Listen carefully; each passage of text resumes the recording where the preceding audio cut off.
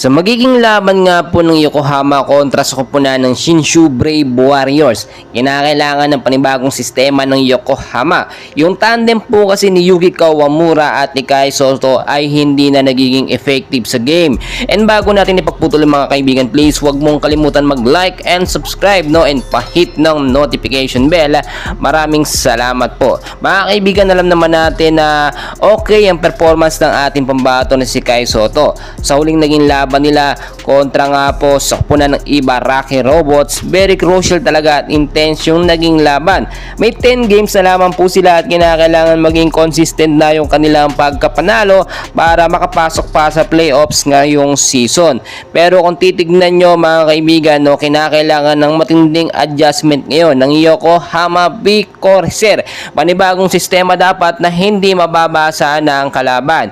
Yung sinasabi natin mga kaibigan, yung pagpasok lagi ni Kai Soto sa ilalim at pagbigay ng bola ni Yuki Kawamura ay napag-aaralan na ng kalaban. Minsan yung mga pasa ni Yuki Kikai ay napupunta sa kalaban na to turnover lamang. At yung depensa naman ng ating pambato ni si Kai Soto ay minsan ay hindi rin umaandar, lalo na kapag dino-double team siya ng kalaban. So anong kinakailangang adjustment dito ng Yokohama B Corsair mga kaibigan para masigurado nila ang kanilang pagkapanalo sa susunod na laban nila kontra sa koponan ng Shinshu Brave Warriors. Ang next game nila mga kaibigan ay sa Miyerkules, April 10, 2024. Tignan nyo mabuti mga kaibigan, laging naman nasa first 5 lineup ang ating pambato na si Kai Soto. At kapag ka nag-commit or nagkaroon ng isa o dalawang foul sa early ng first quarter, si Kai Soto ay nilalabas po agad ni Coach Aki Taketo. Hindi nagtitake ng race itong si Coach Taketo mga kaibigan dahil kailangan si Kai Soto sa second half, sa third and fourth quarter ng game para sa malakas na depensa. Pero kung hindi naman ipapasok si Kai Soto sa second quarter ng game ay mawawalan po ng depensa ang Yokohama B Corsair.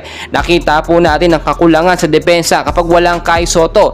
Wala rin po kasing pumapalit na big man o sentro, kapalit ni Kai Soto kapag ka nagpapahinga si Kai. Tulad ng ating sinasabi, mas fit na fit talaga bilang defender ng Yokohama eto nga pong si Kai Soto kung ikukumpara sa ibang matatangkad na player nga po ng Yokohama B Corsair. Tignan natin mga kaibigan, yung sistema kasi kinakailangan nagbabago depende sa kanilang nakakalaban. Kapag nagiging paulit-ulit kasi ay napakabilis at madali itong napag-aaralan, especially kapag nasa top team yung kanilang makakalaban. Nakita naman natin Ibaraki Robots mababa sa standings at nakakataas tayo na konti, pero natalo nila ang Yokohama sa game 2. Hindi na po maulit yan sa susunod na laban ng Yokohama kontra sa Shinshu Brave Warriors. Mga kaibigan, patuloy ko po kayong i-update and please pakisuporta naman po ng ating YouTube channel. At kung gusto mo pong ma-shoutout, please comment down below your name. Sa next video natin mga kaibigan, isa-shoutout po natin yan and please huwag niyong kalimutan mag-like and subscribe. Maraming salamat po.